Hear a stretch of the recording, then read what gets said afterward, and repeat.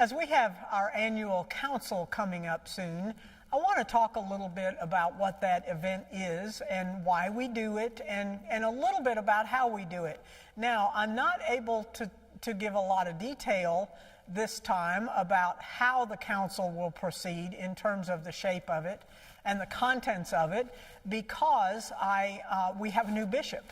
And how the council goes is largely determined by the bishop and the bishop's office. So the annual council is a required meeting of the diocese. So this is the place and time where we would, if we were seeking a new bishop, we would elect a new bishop, which we did this time last year. And so we have elections not only for the bishop, but also for other roles of leadership within the diocese. We will elect people to represent the diocese in various forms. Often we will be electing representatives to go to the General Convention, which is the Episcopal Church of the USA. That's the even bigger sort of wider angle lens. So a council would be the time that a diocese would elect its delegates, its representatives to go to the General Convention.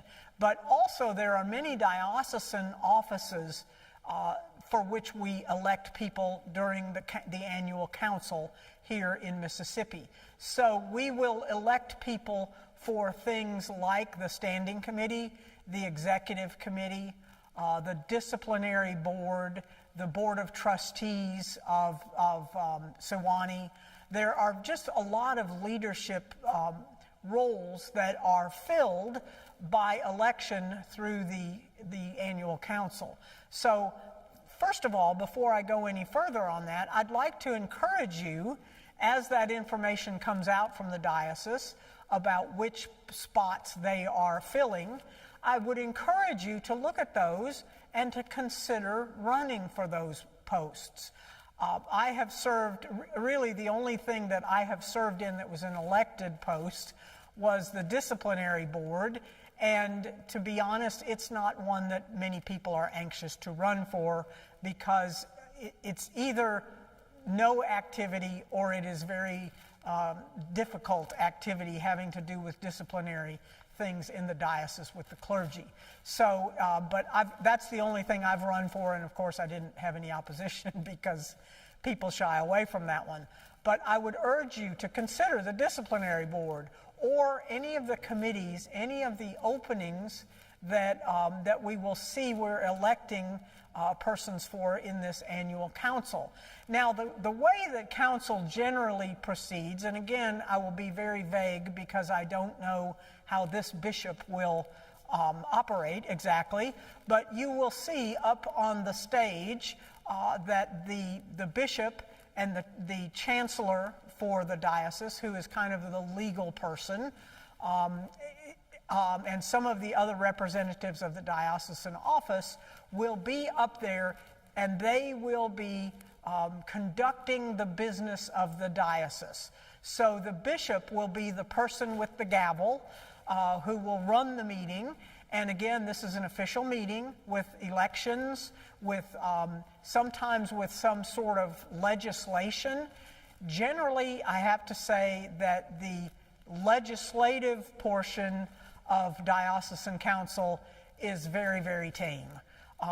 Rarely do we have anything that is that we need to decide that is very controversial.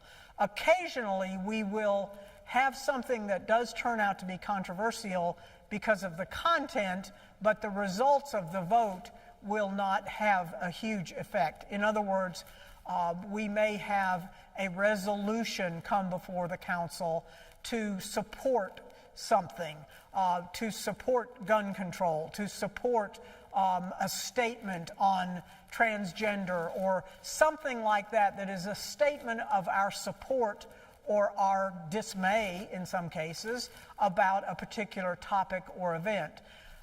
Those votes, we will vote on those things. We will have often a very spirited discussion within the council by the delegates, and and then we will vote on it. But again, that will be one of those things that is like a congressional resolution, which is made as a statement of support and not really a change in some way of doing things.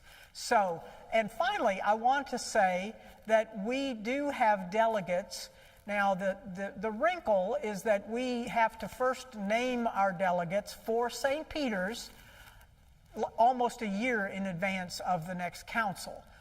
So if you would like to be considered to be a delegate to council next year, you could put your name in and the vestry will choose those people to represent St. Peter's. So we have now one clergy person, that's me, and then we will have 3 delegates and 3 alternates.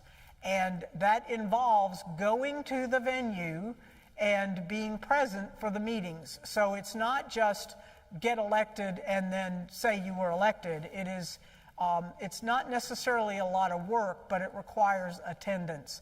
And so, but if you're interested in seeing how the business of the diocese is conducted, I urge you to consider putting your name in as a delegate to go to an upcoming council, or just to go to the council and see how it operates. This one will not be quite as exciting, at least that's my guess, as last year's, because last year we were electing a bishop. So I urge you to take an interest in it, to think about being a delegate to council, and even to think about running for one of the offices that is being filled during our annual council.